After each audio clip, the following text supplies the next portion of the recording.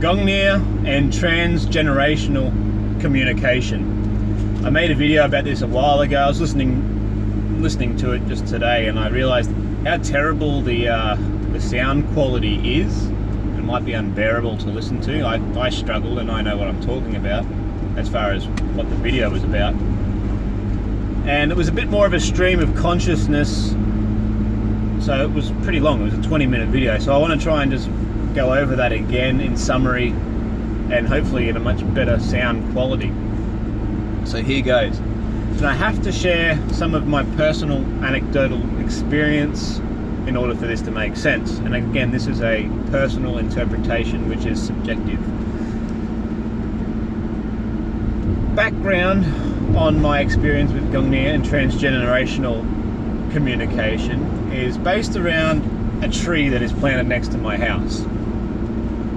This tree was planted by my great-grandfather in the late 1950s, and it's quite close to the house. It's about 3 meters away from the house, which is far too close for this large pine-like tree. It's not a true pine, it's what's considered an Australian indigenous species, a bunya pine, an Araucaria bidwillii. This tree is considered native to Australia, although there are fossils of this tree that can be found all over Europe from thousands and thousands of years ago. So it begs the question, is it a European tree or is it an Australian tree, and how far back do we go before we claim something originates somewhere? So that's an entirely different topic, already getting sidetracked, but this is the tree, and this tree helped me understand something about my past.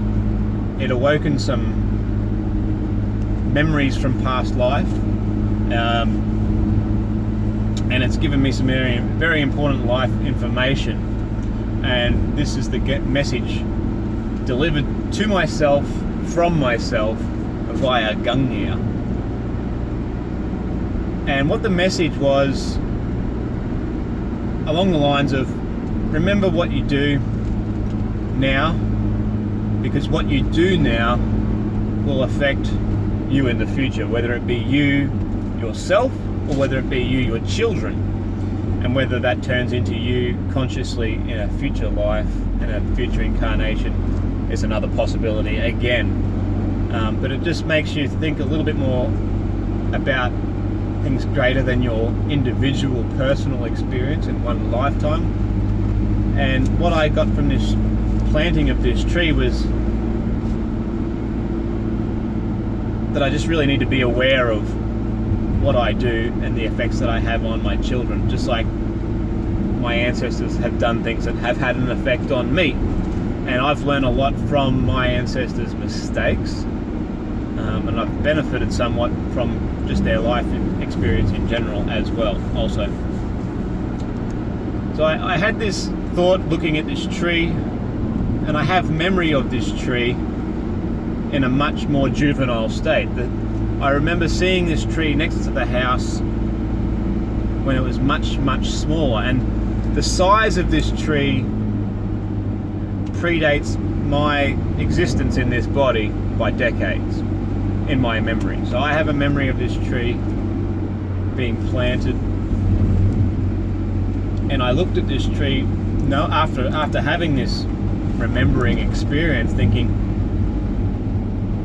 planting that tree so close to the house is something that I would do in order to teach my children a lesson.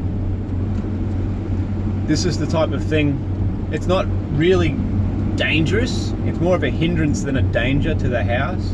It drops leaf litter on the house, and it does make you wonder, why would anyone plant this tree so damn close to the house? And that was the lesson as well that I got out of it. It was like, I planted this tree so that it would remind me to think about my actions in the future and how I'm going to affect my children, just like this act of planting this tree so close to the house has affected me now in this next life. And regarding Gungnir and how this relates to Gungnir, well, this is my interpretation of some symbolism. If you look at Gungnir being a bind rune between the Inguz rune, or the Ing rune, with Gibo laid over the top of it. Ingus being the diamond shape and Gibo being the X-type shape. Now, a different form of Ingus, which is not necessarily used with Gungnir, is Ingus being two X's or two Gibos on top of each other. And when you look at Ingus in this way, it sort of represents the DNA double helix, which is my personal take on it. I've never heard anyone refer to it like that.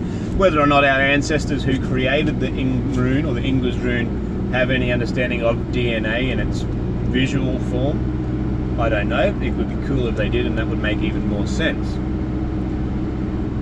Nonetheless, it's been valuable to me to understand it in this way, because Ingus represents seed or germination, and it can also represent a door or a doorway. And when we have Gibo resting over the middle of the Ingus rune that would represent the doorway aspect or the window, what we have then is Gibo, which means an exchange of gifts or sacrifice for an outcome over this doorway. So it's like we have a window in time, perhaps, and a window of time where we exchange gifts between generations.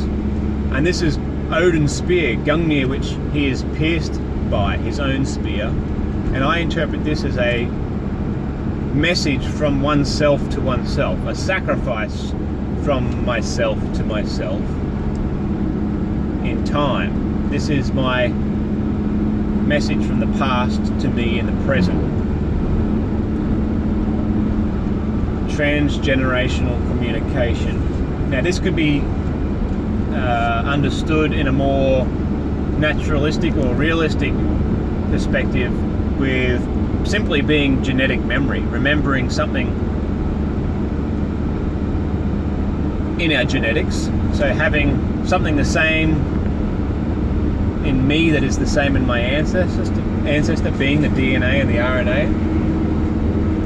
Or it could also be an experience shared in the presence of this tree, and maybe the tree itself has memory in itself, which is transferred externally from one body to the other, or from one mind to another through the observation of this thing. Now, I think that makes sense. So I'll leave it at that. I'm going to listen back to this and hopefully it makes sense, and if it does, I'll upload it. And hopefully it sounds a lot better than the previous video, and it's a little bit more